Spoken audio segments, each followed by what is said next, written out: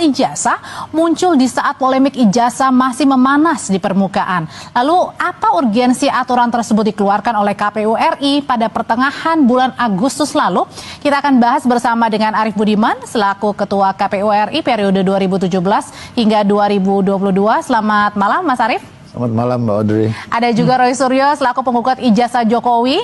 Mas Roy, selamat malam. Baik Mbak Audrey. Dan nanti juga akan bergabung ada Rifai Kusumanegara sebagai pengacara Joko Widodo. Tapi saya mau ke Mas Arief terlebih dahulu yang kemudian adalah juga mantan ketua KPU. Mas Arief, sebenarnya ada nggak sih urgensinya tiba-tiba ini KPU kemudian memasukkan aturan ijazah tidak bisa dibuka ke publik karena tadi bisa bahaya? Gini. Kita kan mau fokus di keputusan KPU nomor 731 ya. Sebetulnya keputusan KPU nomor 731 itu tidak spesifik menyasar ke satu poin ya soal ijazah. Ada 16 kan ya? Ya, karena ada 16 item. Jadi sepertinya itu seluruh dokumen persyaratan itu tidak bisa dibuka ke publik atau dikecualikan. Apa sih sebenarnya Mas Arief melihat bahayanya? Sebentar, ini kenapa peraturan keputusan KPU itu terbit? Ya. Kalau saya lihat di lembar pengujian konsekuensinya, salah satunya itu karena ada permohonan informasi dari Pak Komarudin. Ya. Komardin. Komardin, nggak apa-apa. Komardin ya, ya kira-kira itu ya. Ya.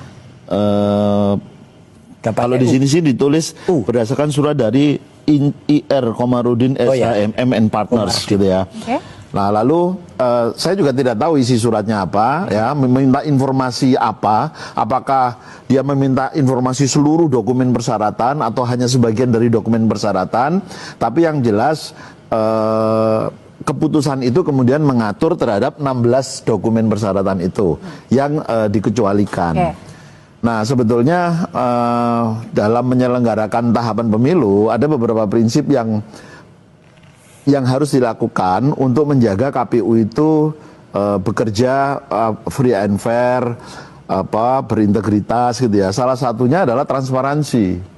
Jadi dulu saya paling sederhana itu menyimpulkan begini, kalau ada orang datang ke KPU lalu dia mempertanyakan sesuatu dan kita tidak bisa menjawab. Ada putusan pada beberapa hari yang lalu, tepatnya tanggal 21 Agustus 2025, Komisi Pemilihan Umum itu mengeluarkan sebuah keputusan KPU. Yang ini keputusan ini sangat-sangat tidak masuk akal. Karena keputusan nomor 731 tahun 2025, mereka melakukan perubahan yang penetapan persyaratan untuk pasangan presiden dan wakil presiden itu kemudian dikecualikan. Ya, artinya sebagai informasi publik. Artinya ini pelanggaran terhadap Undang-Undang Keterbukaan Informasi Publik nomor 14 tahun 2008. Padahal ini hanya keputusan KPU di bawah undang-undang. Jadi ini pelanggaran hukum yang ada. KPU berusaha lari dari tanggung jawab. Mereka tidak mau support atas data-data presiden dan wakil presiden. Padahal itu yang memang lagi kita kejar sekarang. Dokumen pendaftaran untuk Joko Widodo yang kemudian didaftarkan ke KPU, ya makanya mereka berusaha melindungi ketika data-data itu tidak ada. Jadi makin banyak sekarang kebohongan-kebohongan yang ditampakkan dan tampak sekali mereka melawan dari keputusan-keputusan yang sudah ada di atasnya. Jadi ini sangat tidak bagus dan kita tetap terus mengejar bagaimana adili Jokowi, makzulkan Gibran dan juga copot